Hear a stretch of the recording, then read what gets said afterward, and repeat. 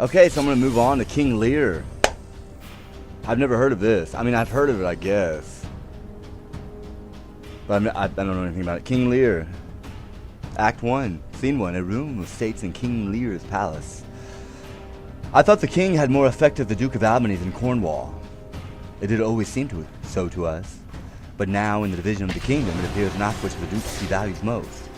For equalities are so weighed that curiosity and neither can make choice of either's moiety. Is not this your son, my lord? His breeding, sir, hath been at my charge. I have so often blushed to acknowledge him that now I am braced to it. I cannot conceive you.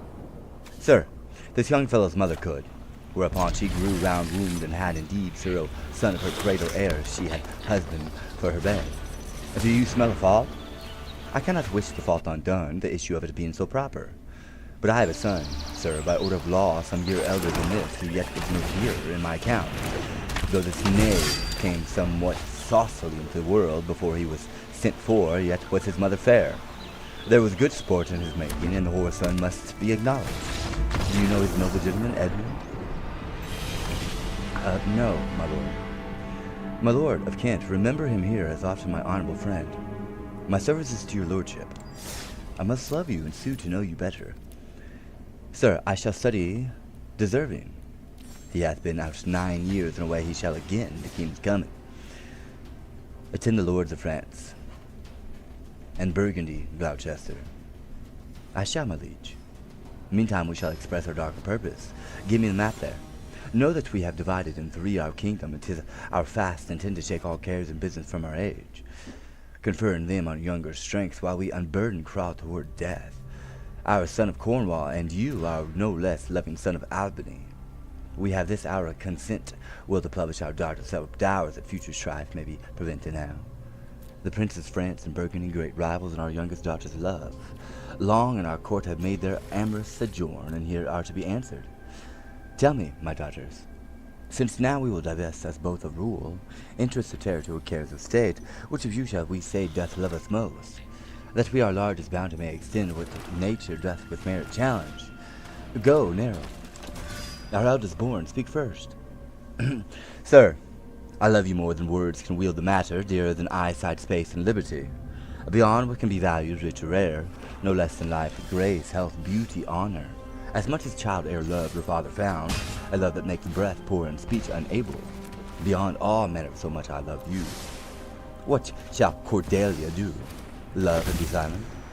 Of all these bounds, even from this line to this, with shadowy forests and with champions ridged, with plenteous rivers and wide-skirted meads, to make this lady to thine and Albany's issue. Be this perpetual, what says our second daughter, our dearest Regan, wife to Cornwall. Speak. I am made of that self-metal as my sister, and prize me at her worth. In my true heart I find that she names me my very deed of love, only she comes too short that I profess myself enemy to all other joys, which the most precious square of sense possesses, and find I am alone, felicitate. In your dear highness, love. Then poor Cordelia, and yet not so, since I am sure my love's more richer than my tongue. To thee and thine, heredity ever remain this ample third of our fair kingdom, no less in space, validity, and pleasure, than that conferred on Johnny. Now, our joy, all that our last, not least, to whose young love with vines of France and milk of Burgundy strive to be interest. What can say you to draw a third more opulent than your sisters? Speak. Nothing, my lord, nothing? Nothing. Nothing will come of nothing. Speak again. Unhappy that I am, I cannot heave my heart into my mouth. I love your majesty according to my bond, nor more nor less. How, Cordelia, mend your speech a little, lest your may mar your fortunes. Good, my lord, you have begot me, bred me, loved me. I return those duties back as our right fit. Obey you, love you, and most honor you. Why my sister's husbands, if they say they love you all? Haply, when I shall wed, that lord whose hand must take my plight shall carry half my love with him, half my care and duty. Sure I shall never marry like my sisters to love my father all. But goes thy heart with this? Aye, good my lord. So young and so untender, so young, my lord, and true. Let it be so. thy truth and by thy dower, for by thy sacred radiance of the sun, the mysteries of the Kate, and the night by all the operation of the orbs from whom we do exist and cease to be. Here I disclaim all my paternal care, propinquity and property of blood. Nay, can I not read a book, and has the strain of my heart and me hold thee from this forever? The barbarous Scythian, or he that makes his generation messes gorgeous appetite, shall go to my bosom be as well neighbored, pitied, and believed, as thou my sometimes daughter. Good, my liege. Peace, Kent. Come not between the dragon and his wrath. I loved her most, and thought to set my rest on a kind nursery, hence and avoid my sight.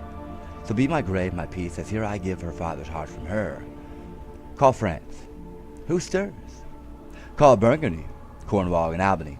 With my 2 daughters' dowers digest the third. Let pride, which she calls plainness, marry her.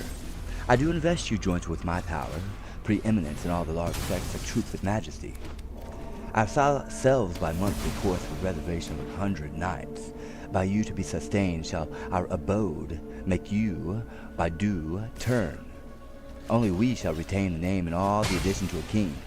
The sway, revenue, execution of the rest, beloved son, be yours, which to confirm this coronet part between you. Royal Lear, whom I have ever honored as my king, loved my father, as my master, followed as my great patron, thought on in my prayers. The bow is bent and drawn, make from the shaft. Let it fall rather, though the foe convey the region of my heart. Be Kent unmannerly, when Lear is mad. What dost thou do, old man? Thinkest thou that duty shall have dread to speak when power and flattery goes? To plainness honor's bound when majesty falls to folly. Reserve thy state, and in thy best consideration check this hideous rashness, and to my life, my judgment, the youngest daughter does not love thee least, nor are these empty-hearted, whose low sound reverbs in hollowness. Kent, on thy life, no more. My life I never held but as pawn, to wage against thee nine enemies, nor fear to lose it, 'tis safe to be in the motive. Out of my sight! See better, Lear, and let me still remain the true blink of thy eye. Now by Apollo, King, thou swearest thy gods in vain. O vassal, miscreant, dear sir, forbear, do kill thy physician, and the fee bestow upon the foul disease. Revoke thy gift, or whilst I can vent clamor from my throat, I'll tell thee thou dost evil.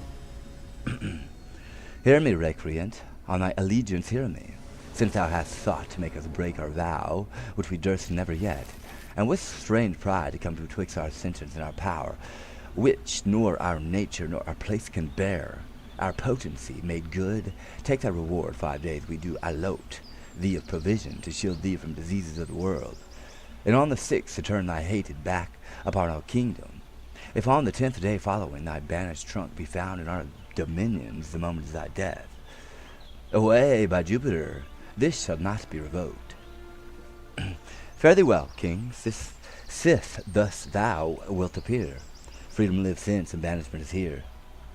The gods to their dear shelter take thee maid, that justly thinkest and hast most rightly said. And your large speeches make your deeds approve, that good effects may spring from words of love. Thus Kent, old princes, bid you all adieu. He'll shape his old course in a country new. Here's France and Burgundy, my noble lord. My lord of Burgundy, we first address towards you, who with this king hath rivaled for our daughter. What in the least will you require in present dower with her, or cease your quest of love? Most royal majesty, I crave no more than hath your highness offered, nor will you attend to less. Right, noble Burgundy. When she was dear to us, we did hold her so, but now her price is fallen. Sir, there she stands. If aught within the little seeming substance of all of it, with her displeasure peace and nothing more, may fitly like your grace, she's there and she is yours. I have no answer. Will you with those infirmities she owes, unfriended, new adopted to our hate, dowered with our curse, and strangered with our oath, take her or leave her? Pardon me, royal sir, election makes not up on such conditions. Then leave her, sir, for by the power that made me, I tell you all her wealth, For you, great king, I would not from your love make such a stray to match you where I hate. Therefore beseech you to urge your like in a more worthy way than on a wretch whom nature is ashamed almost to acknowledge hers. This is most strange that she, who even but now has your best object, the argument of your prey, the balm of your age, the best, the dearest, should in the trice of time commit a thing so monstrous, to dismantle so many folds of favor. Sure, her offense must be of such a natural degree that monsters, it or your foe vouched affection fall into taint, which to believe of her must be a faith that reason without miracle could never plant in me. I yet beseech your majesty, if for I want that glib and oily art, to speak in purpose not, since what I will intend, I'll do it before I speak, that you make known it is no vicious blot, nor other foulness, no unchaste action or dishonored step, that hath deprived me of your grace and favor, but even for want of that for which I am richer, I still solicit an eye. And such a tongue that I am glad I have not, though not to have it hath lost me and your liking. Better thou hadst not been born, than not to have pleased me better. Is it but this, a tardiness in nature which often leaves the history unspoke that it intends to do? My lord of Burgundy, what say you to the lady? Love is not love when it is mingled with regards that stand aloof from the entire point. Will you have her? She is herself a dowry. Royal Lear, give us the portion which yourself will propose, and here I take Cordelia by the hand, Duchess of Burgundy. Nothing I have sworn, I am firm. I am sorry that then you have so lost a father that you must lose a husband. Peace be with Burgundy. Since such prospects of fortune are his love, I shall not be his wife. Fairest Cordelia, that art most rich being poor, most choice forsaken, and most loved despised, thee and thy virtues here I seize upon. Be it lawful I take up what's cast away. Gods, 'tis strange that from their coldest neglect my love should kindle inflamed respect. Thy dowerless daughter, king throned to my chance, is queen of us, of ours, and our fair France. Not all the dukes of watchers Burgundy shall buy the unprized precious maid of me. Bid them farewell, Cordelia, though unkind, thou losest here better where to find. Thou hast her France, let her be thine, for we have no such daughter, nor shall ever see that face of hers again. Therefore be gone without your grace, our love, our benison. Come, noble Burgundy. Bid farewell to your sisters. The jewels of our father with washed eyes, Cordelia leaves you. I know you what ye are, and like a sister am most loath to call your faults, as they are named. Use well our father. To your professed bosom I commit him, but yet alas, stood I within his grace. I would prefer him a better place, so farewell to you both. Prescribe not us our duties. Let your study be to content your lord, who hath received you as fortune's alms. You have obedience scanted, and well are worth the want that you have wanted. Time shall unfold what plighted cunning hides, who covers faults at last, shame them derides. Well may you prosper. Sister, it is not little I have to say of what most nearly appertains to us both. I think our father will hence tonight. That's most certain, and with you next month with us. You see how full of changes his age is. The observation we have made of it has not been little. He always loved our sister most, and with what poor judgment he hath now cast her off appears too grossly. 'Tis the infirmity of his age, yet he hath ever but slenderly known himself. The best and soundest of his time hath been but rash, then must we look to recede from his age. Not alone the imperfections of long grasped condition, but therewithal the unruly waywardness that infirm and caloric years bring with them. Such unconstant starts are we like to have from him as this of kin's banishment. There is further compliment of leave taken between France and him. Pray you, let us sit together. If our father carry authority with such dispositions as he bears, this last surrender of his will but offend us. We shall further think on't. We must do something and eye the heat. Seen to you all in the Earl or Gloucester's castle. Thou, nature, art my goddess to thy law. My services are bound. Wherefore should I stand in the plague of custom and fermented curiosity of nations to deprive me, for that I am some 12 or 14 moonshines lack of a brother? Why, bastard, wherefore base? When my dimensions are as well compact, my mind is generous, and my shape is true, as honest madam's issue. Why brand they us with baseness, bastardy, base, who in the lusty stealth of nature take more composition of fierce quality than doth within a dull, stale, tired bed, go to the creating a whole tribe of fops, got between sleep and wake? Well then, legitimate Edgar, I must have your land. Our father's love is to be the bastard Edmund. As to the legitimate, fine word, legitimate. Well, my legitimate, if this letter speed, and my invention thrive, Edmund the base shall top the legitimate. I grow, I prosper now, God stand up for bastards. Kent banished thus, and France and Kohler parted, and the king gone tonight, subscribed his power, confined to exhibition, all this done upon the gad. Edmund, how now, what news? So please your lordship, none. Why so earnestly seek you to put up that letter? I know no news, my lord. What paper were you reading? Nothing, my lord. No? What needed then that terrible dispatch of it into your pocket? The quality of nothing hath not such need to hide itself. Let's see. Come. If it be nothing, I shall not need spectacles. I beseech you, sir, pardon me. It is a letter from my brother that I have not all or read, and for so much as I have perused, I find it not fit for your overlooking. Give me the letter, sir. I shall offend, either to detain or give it. The contents, as in part I understand them, are to blame. Let's see, let's see. I hope for my brother's justification he wrote this but as an essay or a taste of my virtue. This policy and reverence of age makes the world bitter to the best of our times. Keep the fortunes from us till our olderness cannot relish them. I begin to find an idle and fond bondage in the oppression of age tyranny, who sways not as it hath power, but as it is suffered. Come to me, that of this I may speak more. If our father would sleep till I waked him, you should enjoy half this revenue forever, and live the beloved of your brother Edgar. Conspiracy! Sleep till I waked him, you should enjoy half his revenue. My son of Edgar, had he a hand to write this, a heart and brain to breathe it in? When came this to you? Who brought it? It was not brought me, my lord. There's the cunning of it. I found it thrown at the casement of my closet. You know the character to be your brother's?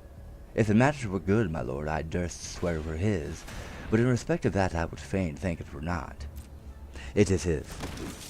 It is his hand, my lord, but I hope his heart is not in the contents.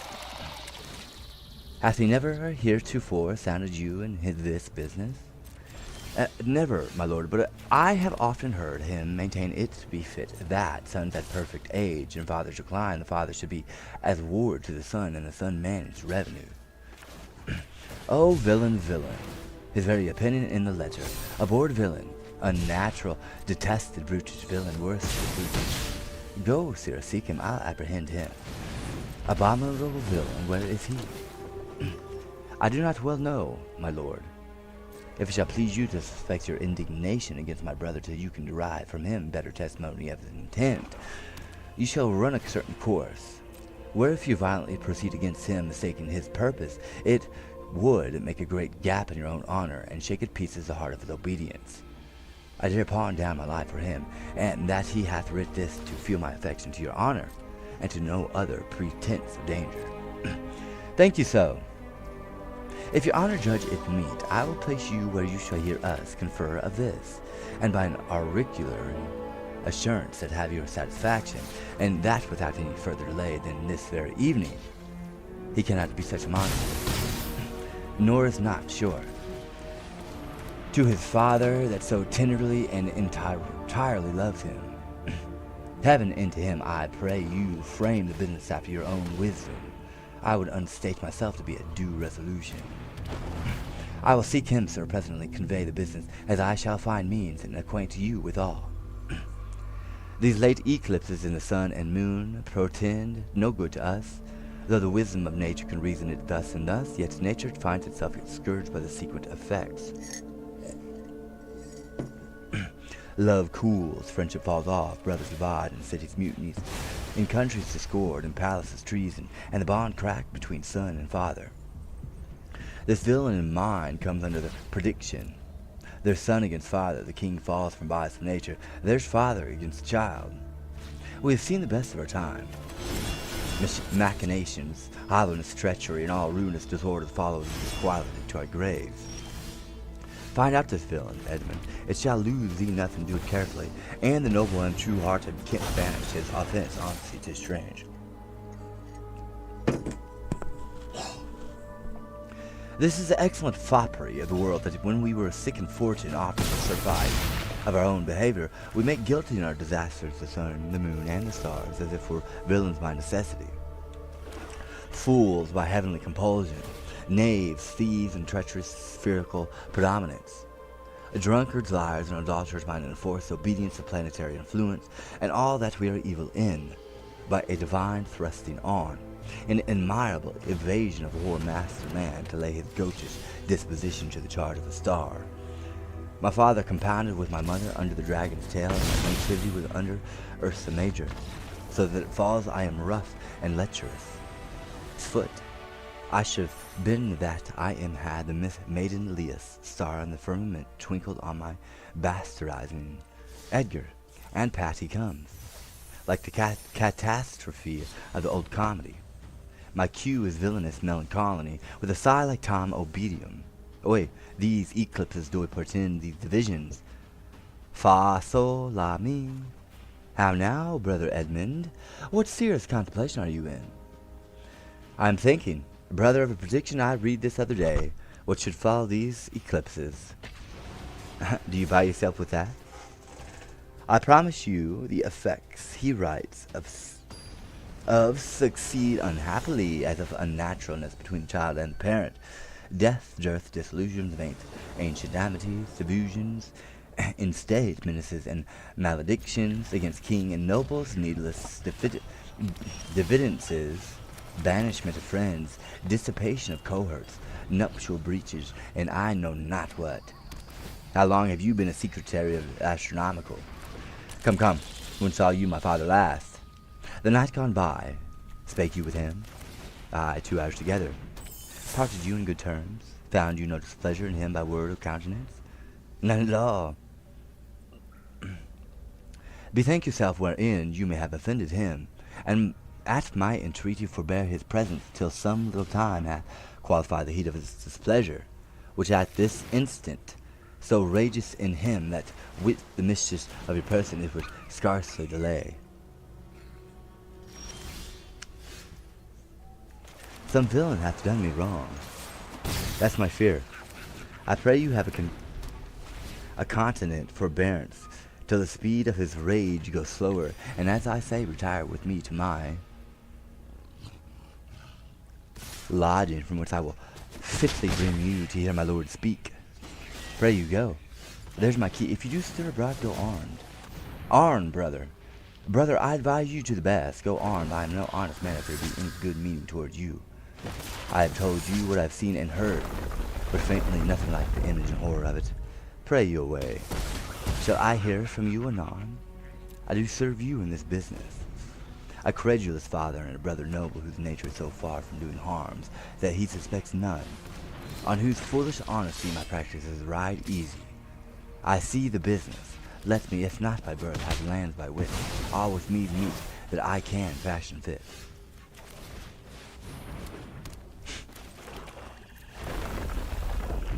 Scene 3, a room of the Dukes of Albany's palace. Did my father strike my gentleman for chiding of his fool? Aye, madam. By day and night he wrongs me. Every hour he flashes into one gross crime or another that sets us all at odds. I'll not endure it. His nights grow riotous, and himself upbraids us on every trifle. When he returns from hunting, I will not speak with him. Say I am sick. If you come slack of former services, you shall do well. The fault of it, I'll answer.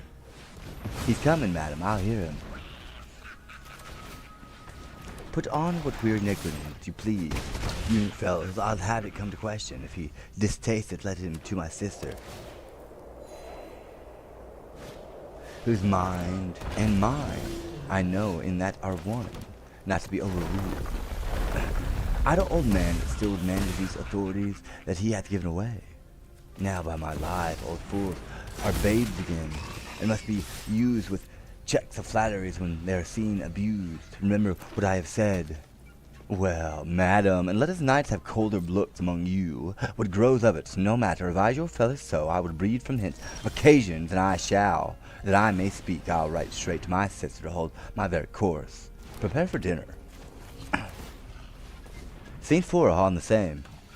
If but as well I other accents borrow, that can my speech diffuse my good intent, may carry through itself that full issue for which I raise my likeness. Now banish Kent if thou canst serve, where dost thou stand condemned, so may it come, thy master whom thou lovest shall find thee full of labours. Let me not stay a jot for dinner. Go, get it ready. How now, what art thou? A man, sir. What dost thou profess? What wouldst thou with us? I do profess to be no less than I seem, to serve him truly that I will put me in trust, to love him that is honest, to converse with him that is wise and says little to fear judgment, to fight when I cannot choose and eat no fish. What art thou? A very honest-hearted fellow, and as poor as a king. If thou be as poor for a subject as is for a king, thou art poor enough. What wouldst thou? Service. Whom wouldst thou serve? You. Dost thou know me, fellow? No, sir, but you have that in your countenance which I would fain call master. What's that? Authority. What services canst thou do? I can keep honest counsel, ride, run, mar a curious tale in telling it, and deliver a plain message bluntly, that which ordinary men are fit for. I am qualified in, and the best of me is diligence. How old art thou?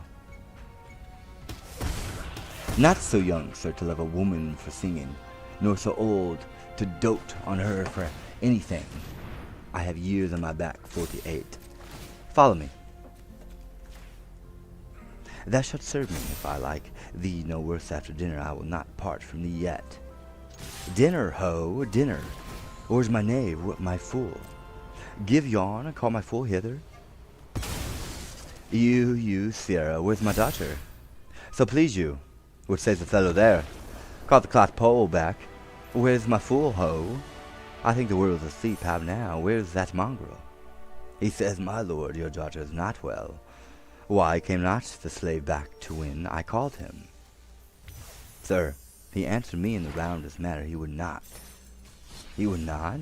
My lord, I know not what the matter is, but to my judgment your highness is not entertained with ceremonious affection as you were wont. There's a great abatement of kindness appears as well in the general dependence as in the duke himself also, and your daughter. Ah, sayest thou so? I beseech you, pardon me, my lord, if I be mistaken, for my duty cannot be silent when I think your highness wronged. Thou but rememberest me of mine own conception. I perceived a most faint neglect of late, which I rather blamed as my own jealous curiosity than as a very pretense and purpose of unkindness. I will look further into it. But where's my fool? I have not seen him this 2 days. Silence, my young ladies. Go into France, sir, the fool hath much pinned him away. No matter of that, I have noted it well. Go you and tell my daughter I would speak with. Go you, call hither my fool. Oi, you sir, you come you hither, sir. Who am I, sir? My lady's father. My lady's father, my lord's knave, you horse and dog, you slave, you cur. I am none of these, my lord, I beseech your pardon. Do you bandy looks with me, you rascal? I'll not be struck, my lord. Not tripped, neither, you base football player? I thank thee, fellow, thou servest me, and I'll love thee. Come, sir, arise away, I'll teach you differences. Away, away.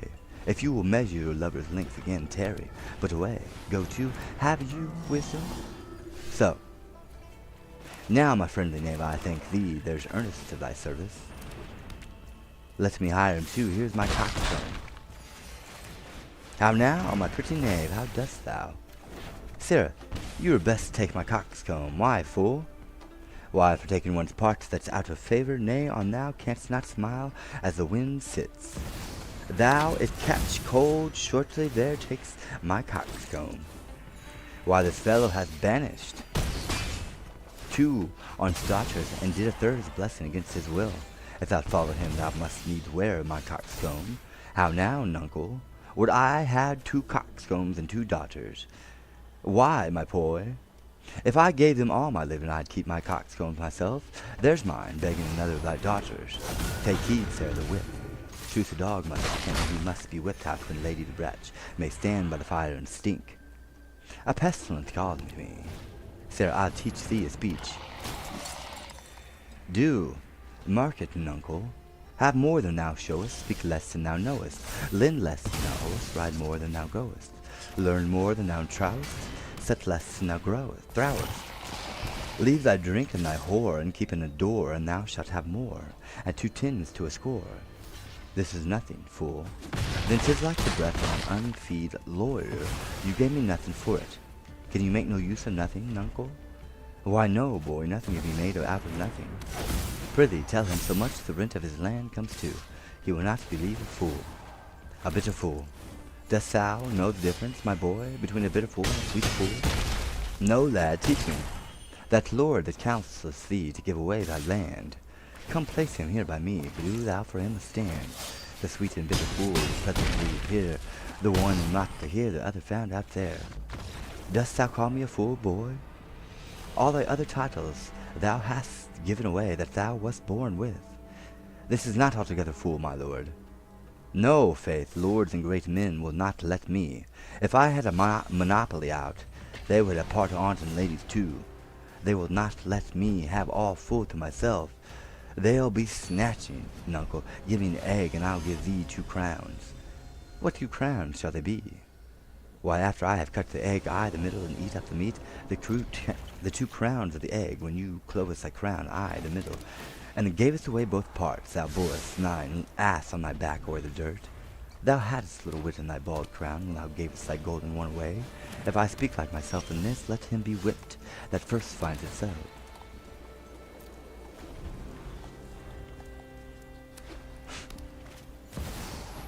When were you wont to be so full of songs, Sarah? I have used it, nuncle, ever since thou madest thy daughters thy mothers, for when thou gavest them in rod, puttest down thine own breeches. Then they for sudden joy did weep, and for sorrow sung, that such a king should play to bo peep, and go the fools among. Prithee, nuncle, keep a schoolmaster that can teach thy fool to lie. I would fain learn to lie. And you lie, Sarah, we'll have you whipped. I marvel what kin thou and thy daughters are. They'll have me whipped for speaking true. They'll have me whipped for lying, and sometimes I am whipped for holding my peace. I'd rather be any kind of a thing than a fool, and yet I would not be thee. Nuncle, thou hast pared thy wit of both sides, and left nothing, I the middle. Here comes one, I the parent. How now, daughter, what makes thou frontlet on? Methinks you are too much of late, I the frown. Thou was a pretty fellow when thou hast not need care for her frowning. Now thou art out without a figure, I am better than thou art now. I am a fool, thou art nothing. Yes, forsooth, I will hold my tongue. So your face bids me, though you say nothing. Mum. He that keeps nor crust nor crumb, wherewithal shall want some. That's the shield peace card. Not only, sir, this your all licensed fool, but other insolence writ new, do idly carp and quarrel, breaking forth in rank and not to be endured riots. Sir, I had thought by making this well known unto you, I have found a safe redress. But now grow fearful, but yourself too late have spoken done, that you protect this course, and put it on by your allowance, which if you should, the fault would not escape censure, nor this redresses sleep, which in the tenor of a wholesome wheel, might in the work and do you that offence, which else were shamed, and then necessity will call discreet proceeding. For you trow, nuncle, the head sparrow fed the cuckoo so long, that it had its head bit off by its young. So out went the candle, and we were left darkling. Are you our daughter? I would you would make us use of your good wisdom. Whereof I know you are fraught, and you put away those dispositions which of late transform you from what you rightly are. May not an ass know when the cart draws the horse? Whoop, Jug, I love thee. Does any here know me? This is not Lear. Does Lear walk thus? Speak thus? Where are his eyes? Either his notion weakness, his discernings are lethargied. Ha! Waking? 'Tis not so. Who's it that can tell me who I am? Lear's shadow. I would learn that, for by the marks of sovereignty, knowledge, and reason, I should by force persuaded I had daughters, which they would make an obedient father. Your name, fair gentlewoman? This admiration, sir, is much with a favor of other your new pranks. I do beseech you to understand my purposes. I write, as you are old and reverend should be wise. Here do you keep 100 knights and squires, men to disorder, so debauched and hold, that this our court infected with their manners shows like a riotous inn. Epicurisms and lust make it more like a tavern or a brothel than a graced palace. The shame itself does speak, for instance, remedies, and be then desired for her that else will take the thing she begs. A little disquantity your train, and the remainder that shall still depend to be such men as they besort your age, which now is themselves in you. Darkness and devils. Saddle my horses, call my train together, degenerate bastard. I'll not trouble thee, yet have I left a daughter. You strike my people, and your disorder rabble make servants of their betters. Woe, that too late repents. Oi, sir, are you come? Is it your will? Speak, sir. Prepare my horses. In gratitude, thou marble-hearted fiend, more hideous when thou showest thee in a child than the sea monster. Pray, sir, be patient. Detested kite, thou liest. My train are men of choice and rarest parts, that are all particulars of duty know, and in the most exact regard support the worshipping of their name. O most small fault, how ugly didst thou and Cordelia show, which like an Indian wretch my frame of nature from the fixed place drew from my heart all love, and added to a gall. O Lear, Lear, Lear, bear at this gate that lets thy folly in, and thy dear judgment out. Go, go, my people. My lord, I am guiltless as I am ignorant of what hath moved you. It may be so, my lord. Here, nature, here, dear goddess, here.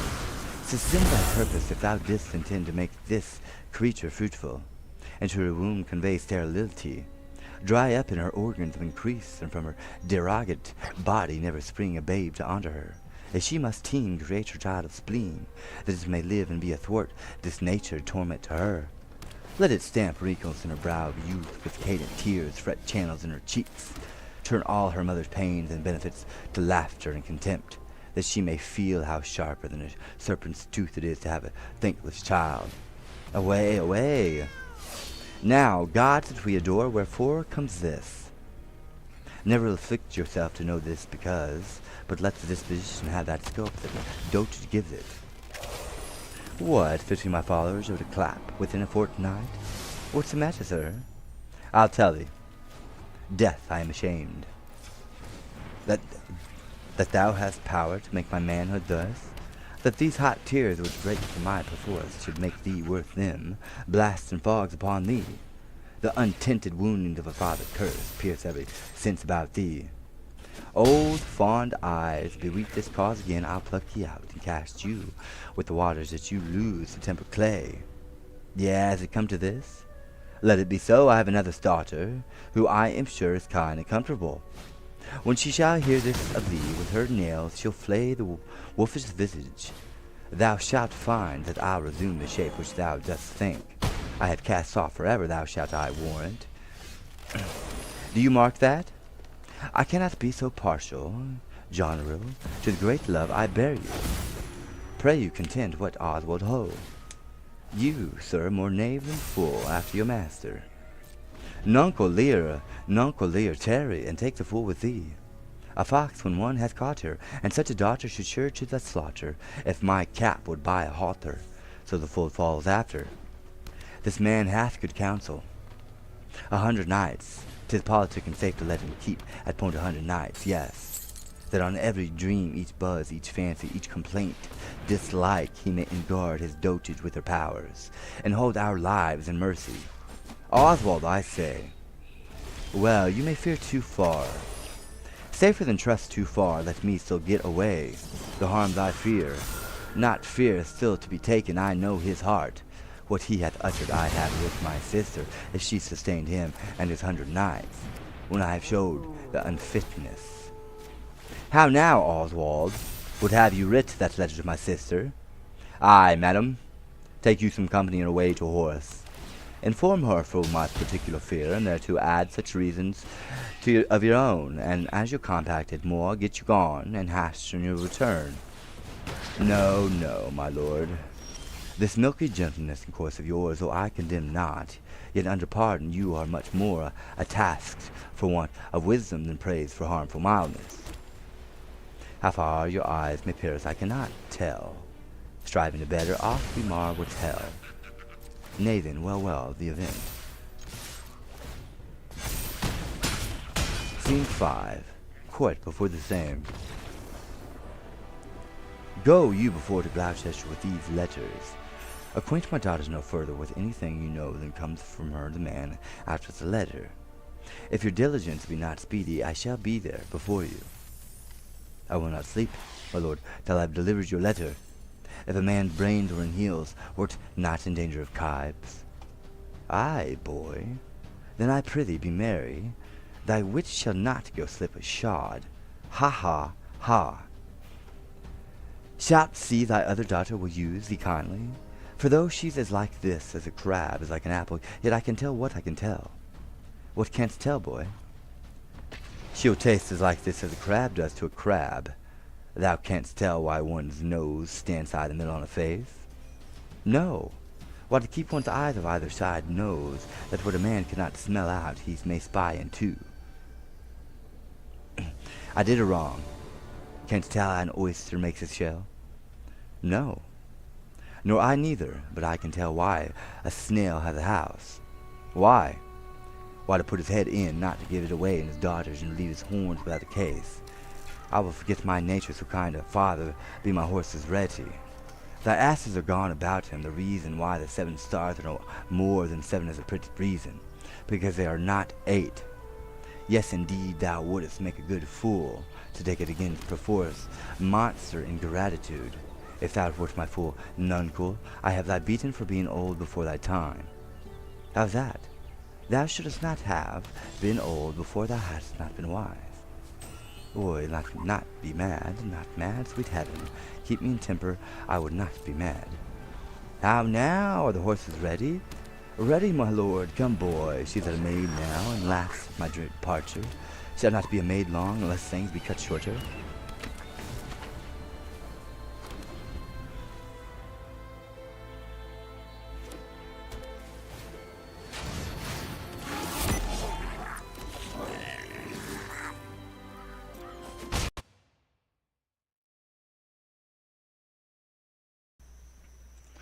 Alright, Act 2 of King Lear. And now, Scene 1, a court within the castle of the Earl of Gloucester. See if I can get my voice going. Save thee, Kieran.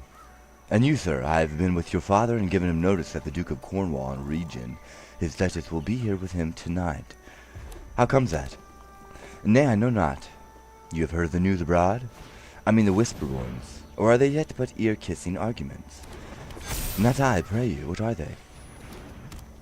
Have you heard of no likely wars twixt the Dukes of Cornwall and Albany? Not a word. Ye may do then, in time. Fare you well, sir. The Duke be here tonight. The better, best. This weaves itself perforce into my business. My father hath set guard to take my brother, and I have one thing of a queasy question which I must act. Briefness and fortune work. Brother, a word, descend, brother, I say.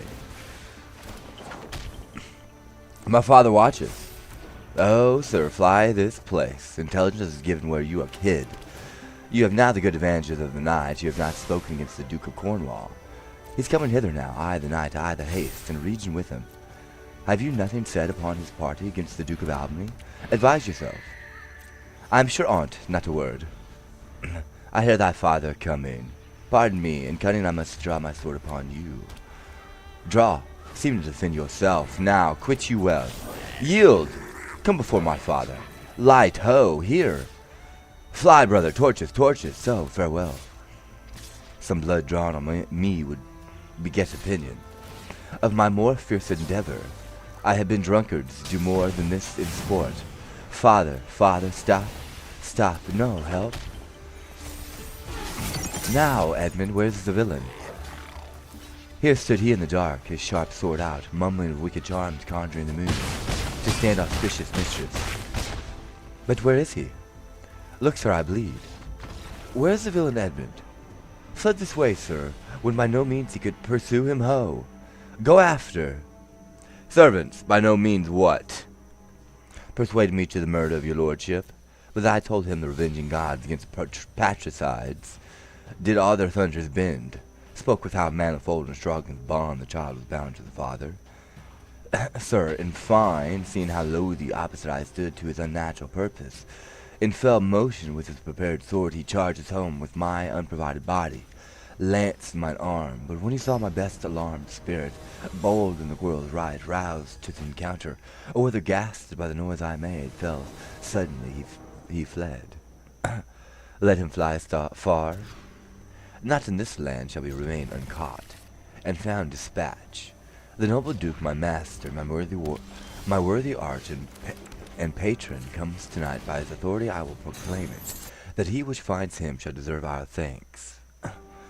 Bringing the murderous coward to the snake, he that conceals him, death. When I dissuaded him from his intent and found him piked to do it, with cursed speech I threatened to discover him. He replied, thou unpressing bastard, dost thou think if I could stand against thee would be the repulse of any trust, virtue, or worth in thee? Make thy sword's faith. No, what I should deny, as this I should though thou didst produce my very character. I turned it all to the suggestion, plot, and damn practice, and thou must make a dole to the world, if they not thought the products of my death were very pregnant and potential spurs to make thee seek it. Strong and fast and villain, would he deny his letter? I never got him. Hark, the Duke's trumpet! I know not why he comes. All ports I'll bar, the villain shall not escape. The Duke must grant me that. Besides his picture I will send far and near, that all the kingdom may have due note of him, and that my land, loyal and natural boy, I'll work the means to make thee capable. How now, my noble friend, since I come hither, which I can call but now I have heard strange news. If it be true all vengeance comes too short, which can pursue the offender. How doth my lord? Oi, madam, my old heart is cracked, it's cracked. What did my father's guardian seek your life? He whom my father named your Edgar? Oi, lady, shame would have it hid. Was he not companion with the righteous knights to attend upon my father? I know not, madam, 'tis too bad, too bad. Yes, madam, he was of the consort. No marvel then, though he were ill affected. 'Tis they have put him on the old man's death to have the expense and waste of his revenue. I had this present evening my sister well informed of them, and with such cautions that if they become to sojourn at my house, I'll not be there. Nor I assure thee, Regan, Edmund, I hear that you have showed your father a childlike office. 'Twas my duty, sir. He did bewray his practice, and received this hurt you see, striving to apprehend him. Is he pursued? Aye, my good lord. If he be taken, he shall never more be feared of doing harm. Make your own purpose, how my strength you please, for you, Edmund, whose virtue and obedience doth this instant so much commend itself, and shall be ours. In natures of such deep trust, we shall much need you we first seize on. I shall serve you, sir, truly, however else. For him I thank your grace. You know not why we come to visit you. Thus out of season, threading dark-eyed night occasions noble Gloucester, of some prize, wherein we must have use of your advice. Our father he hath writ, so hath our sister, of differences which I best thought it fit, to answer from our home the several messengers from hence attend dispatch. Our good old friend lay comforts to your bosom, bestow your needful counsels to your businesses, which craves to institute. Oh, I can't wait. Oh, I serve you, madam. Your graces are right welcome. Scene 2, before Gloucester's castle. Good dawning to thee, friend. Art this house? Aye, where may we set our horses? Aye, the mire. Prithee, if thou lovest me, tell me. I love thee not. Why do I care not for thee? If I had thee in lips very pinfold, I would make thee care for me. Why dost thou use me thus? I know thee not. Fellow, I know thee. What dost thou know for me? A knave, a rascal, neat of broken meats, a base, proud, shallow, beggarly, 3-suited 100-pound, filthy, worsted-stocking knave, a lily-livered action-taking knave, a whoreson, glass-gazing, super-serviceable, finical rogue, one truck inheriting slave, one that wouldst be a bawd in way of good service, and art nothing but the composition of a knave, beggar, coward, pander, and the son and heir of a Mongol bitch. One whom I will beat in clamorous whining if thou deniest the least syllable of thy addition. Why, what a monstrous fellow art thou, thus to rail on one that is neither known of thee nor knows thee? What a brazen-faced varlet art thou! To deny thou knowest me, is it 2 days since I tripped up thy hills and beat thee before the king? Draw, you rogue, for though it be denied, yet the moon shines. I'll make a sapphire the moon shine of you. Draw, you whoreson, Colian barber mongrel, draw. Away, I have nothing to do with thee. Draw, you rascal, you come letters against the king and take vanity, the puppet's part against the royalty of our father. Draw, you rogue, or I'll so carbonado your shanks. Draw, you rascal, come your ways. Help, ho, murder, help. Strike, you slave. Stand, rogue, stand, you neat slave. Strike. Help, ho, murder, murder. How now? What's the matter? With you, good man, boy, if you please come, I'll flesh ye. Come on, young master. Weapons, arms, what's the matter here? Keep peace upon your lives. He dies, it strikes again, what does it matter? The messengers from our sister and the king. What is your difference? Speak. I am scarce in breath, my lord. No marvel you have so bestirred your valor, you cowardly rascal. Nature disclaims in thee, a tailor made thee. Thou art a strange fellow, a tailor make a man? Aye, a tailor, sir, a stone cutter or a painter could have made him so ill, though they had been put 2 hours of the trade. Speak yet, how grew your quarrel? This ancient ruffian, sir, whose life I have spared at suit of his grey beard. Thou whoreson, Zed, thou unnecessary ledger, my lord, if you will give me leave, I will tread this unbolted villain into a mortar, and daub the wall of the jakes with him. Spare my grey beard, you wagtail. Peace, sirrah, you beastly knave, know you no reverence? Yes, sir, but anger hath a privilege. Why art thou angry? That such a slave as this should wear a sword. Who wears no honesty? Such smiling rogues as these like rats oft bite the holy cords of twain, which are to untrench, aye, to unloose. Smooth every passion that in the nature of their lords rebel. Bring oil to fire, snow to their colder moods. Renege affirm and turn their halcyon beaks. With every gale and vary of the masters, knowing not like dogs, but following a plague upon their epileptic visage. Smile you my speeches, as I were a fool. Goose, if I had you upon Sarum plain, I'd drive you crackling home to Camelot. What, art thou mad, old fellow? How fellow, you out? Say that. No contraries hold more antipathy than I had in such a knave. Why dost thou call him knave? What is his fault? His countenance likes me not. No more perchance does mine, nor his, nor hers. Sir, 'tis my occupation to be plain. I have seen better faces in my time than stands on any shoulder that I see before me at this instant. This is some fellow, who, having been praised for bluntness, doth affect a saucy roughness, and constrains the garb quite from his nature. He cannot flatter, he, in honest mind and plain, he must speak truth. And they will take it so, if not, he's plain, these kind of knaves I know, which in this plainness harbor more craft and more corrupter ends than 20 silly ducking observants that stretch their duties nicely. Sir, in good sooth, in sincere verity, under the allowance of your grand aspect, whose influence like the wreath of a radiant fire on flickering Phoebus' front, what means by this? To go out my dialect, which you discommend so much. I know, sir, I am no flatterer, he that beguiled you in a plain accent with a plain knave, which you, for my part, I will not be, though I should win your displeasure to entreat me to't. What was the offence you gave him?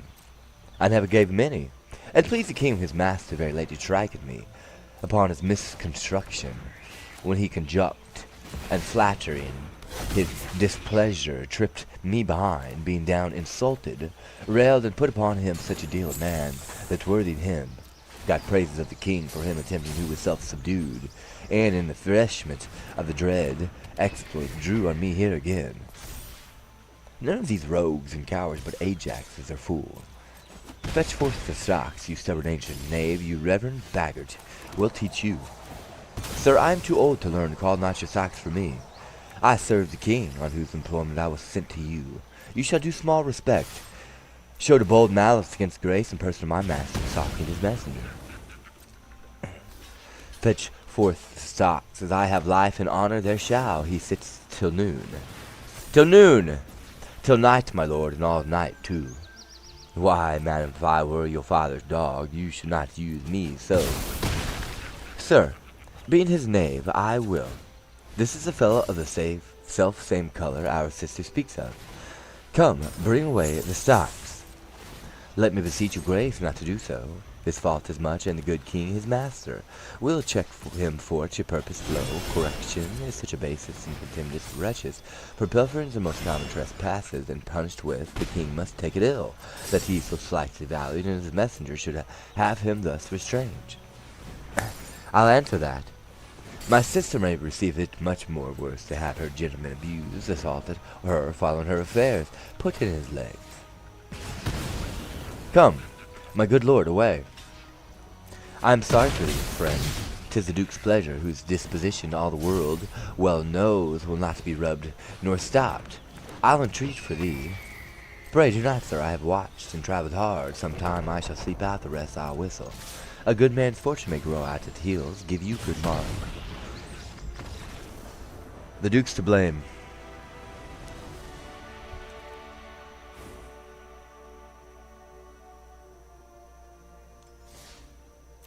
Where am I? No.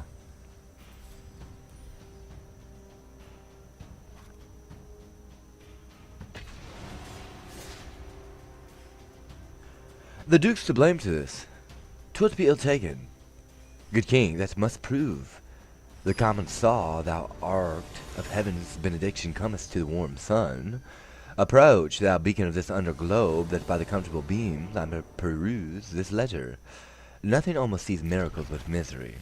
I know 'tis from Cordelia, who hath most fortunately been informed of my obscured course, and shall find time from this enormous state seeking to give losses their remedies. All weary and o'erwatched, take advantage, heavy eyes, not to behold this shameful lodging. Fortune, good night, smile once more, turn thy wheel. Or not.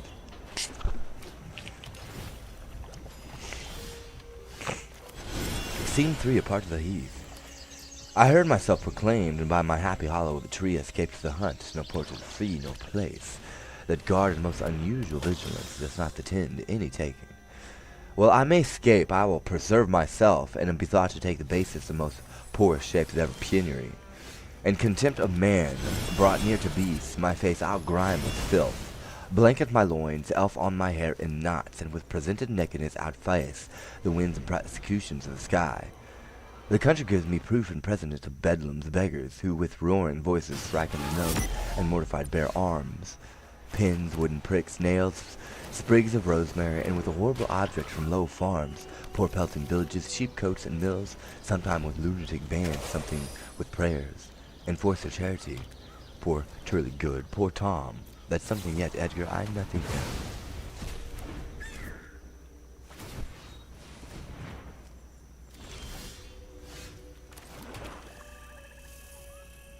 Scene 4.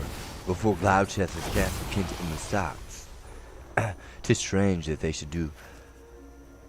'Tis strange that they should so depart from home and not send back for my messenger. As I learned the night before, there was no purpose in them of this remove. Hail to thee, noble master. Ah, makest thou his shame my pastime? No, my lord. Ah, he wears cool garters, horses are tied by the bead, dogs and bears by the neck, monkeys by the loins, and men by the legs, or the man is overless yet legs and but wearied wooden nether stocks. What's he that hath so much thy place mistook to set thee here? It is both he and she, your son and daughter.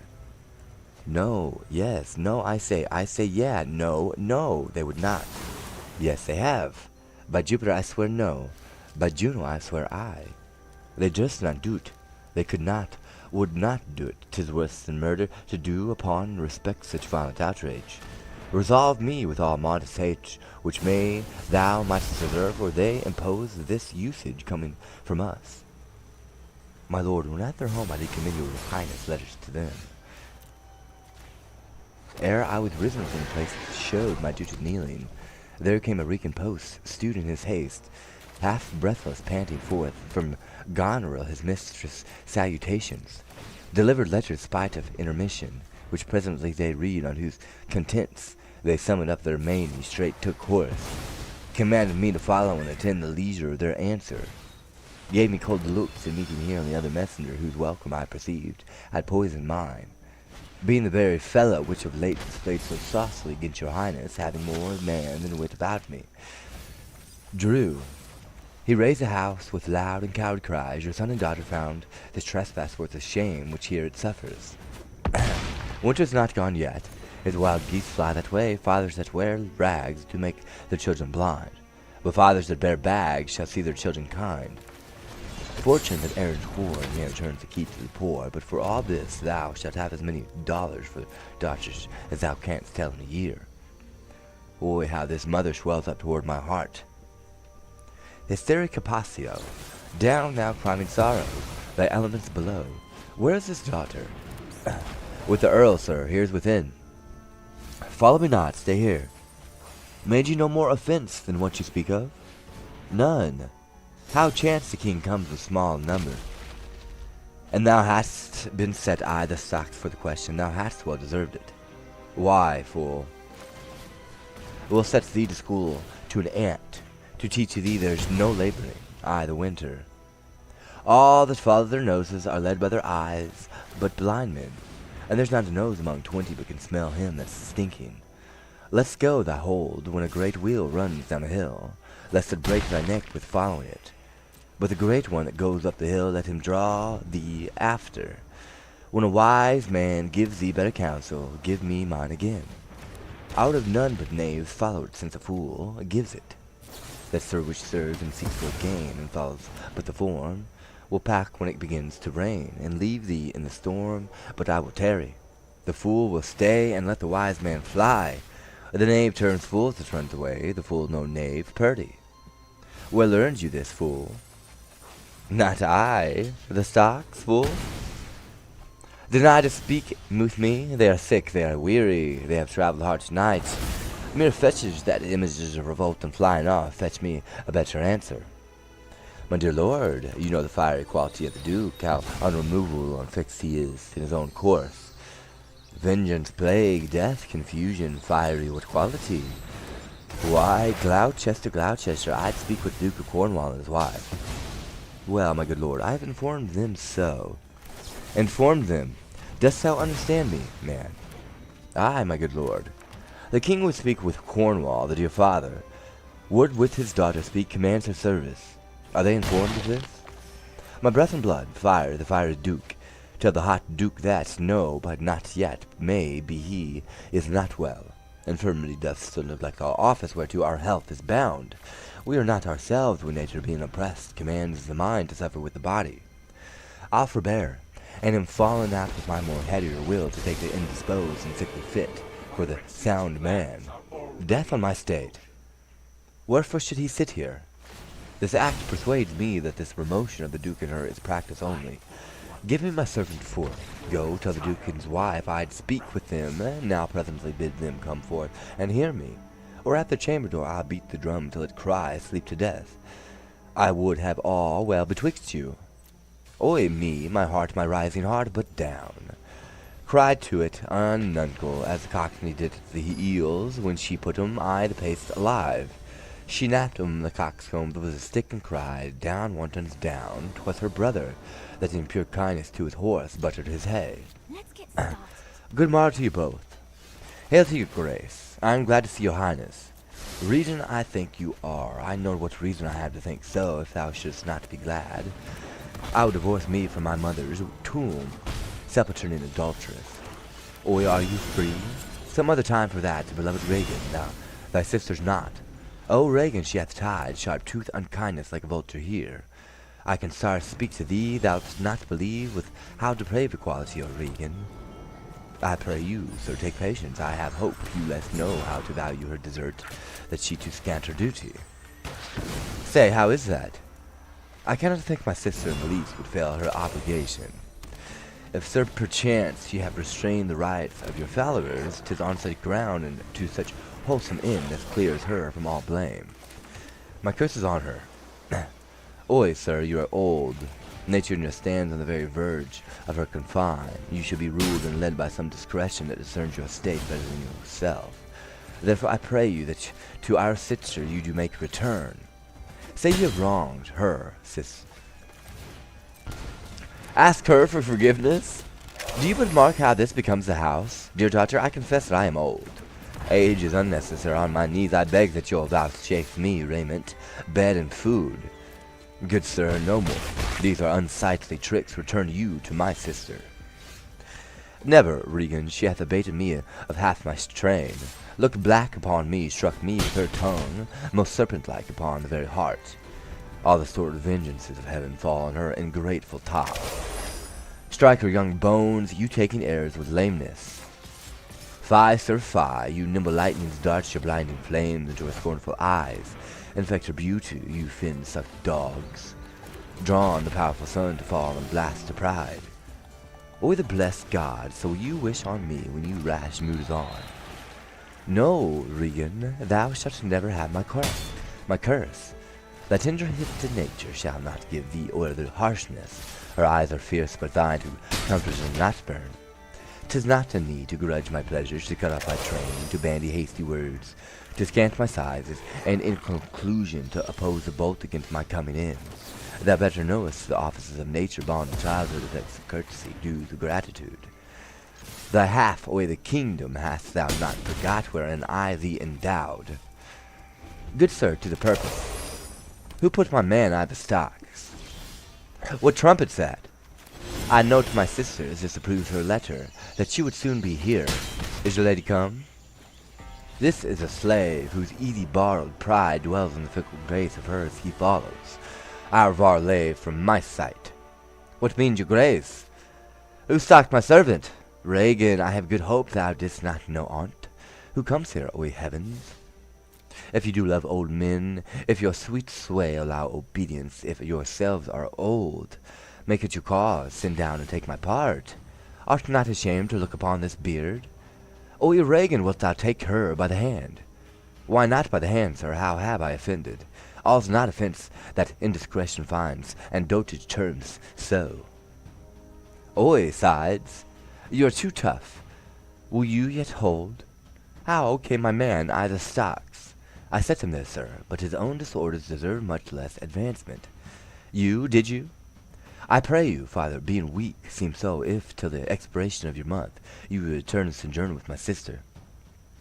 Dismissing half your train, come then to me. I am now from home, and out of that provision which shall be needful for your entertainment.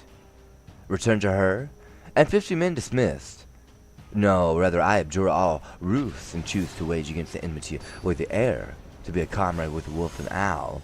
Necessity sharp pinch, return with her. Why, the hot-blooded France that dowerless took our youngest born, I could as well be bought to neath his throne, and squire like pinch and beg to keep base like afoot. Return with her, persuade me rather to be a slave, and sumpter to this detested groom. At your choice, sir. I prithee, daughters, to make me mad. I will not trouble thee, my child. Farewell. We'll no more meet, no more see one another, but yet thou art my flesh, my blood, my daughter, or rather a disease that is in my flesh, which I must needs call mine. Thou art a boil, a plague sore, and a bust carbuncle, in my corrupted blood. But I'll not chide thee, let shame come when it will, I do not call it. I do not bid the thunder-bearer shoot, nor tell tales of thee to high judgment, Jove. Men, when thou canst, be better at thy leisure. I can be patient, I can stay with Regan, I and my 100 knights. Not altogether so. I looked not for you yet, nor am provided for your fit welcome. Give ear, sir, to my sister, for those that mingle reason with your passion must be content to think you old, and so must she knows what she does. Is this well spoken? I dare vouch it, sir. What? 50 followers? Is it not well? What should you need more? Yeah, or so many, since that both charge, and danger speak against so great a number. How in one house should many people under 2 commands hold amity? 'Tis hard, almost impossible. Why might not you, my lord, receive attendance from those that she calls servants, or from mine? Why not, my lord, if then they chance to slack you, we can control them, if you will come to me. For now I spy a danger. I entreat you to bring but 5 and 20, to no more will I give place to or notice. I gave you all, and a good time you gave it. Made you my guardians, my depositaries, but kept a reservation to be followed with such a number. What, must I come to you with 5 and 20? Regan, said you so? And speak again, my lord, no more with me. Those wicked creatures yet do look well favored with others who are more wicked, not being worse, stands in some rank of praise. I'll go with thee, the 50 yet doth double 5 and 20, and thou art twice her love. Hear me, my lord, what need you 5 and 20, 10 or 5, to follow in a house where twice so many have a command to tend you? What need 1? Oi, reason not the need, our basest beggars are in the poorest thing superfluous. Allow not nature more than nature needs. Man's life is cheap as beast. Thou art a lady, if only to go warm or gorgeous. Why, nature needs not what thou gorgeous wearest, which scarcely keeps thee warm, but for true need. You heavens, give me the patience I need. You see me here, you God, the poor old man is full of grief as age, wretched in both. If it be you that stir these daughters' hearts against their father, fool me not so much to bear it tamely. Touch me with noble anger, and let not woman's weapons, water drops, stain my man's cheeks. No, you unnatural hags, I will have such revenges on you both that all the world shall. I will do such things, which they are yet I know not, but they shall be the terrors of the earth. You think I'll weep? No, I'll not weep. I have full cause of weeping, but this heart shall break into 100,000 flaws, or ere I'll weep. O fool, I shall go mad. Let us withdraw, 'twill be a storm. This house is little, the old man and his people cannot be well bestowed. 'Tis his own blame, hath put himself from rest, and must needs taste his folly. From this particular I'll receive him gladly, but not one follower. So my purpose, where is my lord of Gloucester? Follow the old man forth, he's returned. The king is in high rage. Whither is he going? He calls the horse, but will I know not whither. 'Tis best to give him way, he leads himself. My lord, entreat him by no means to say. Alack, the night comes on, and the bleak winds do sorely ruffle. For many miles about there's scarce of bush. Oh, sir, to wilful men the injuries that they themselves procure must be the schoolmasters. Shut up your doors, he is offended with a despot's train, and what they may incense him, too, being apt to have his ear abused, wisdom bids fear. Shut up your doors, my lord, 'tis a wild night, my Regan counsels well, come out or the storm.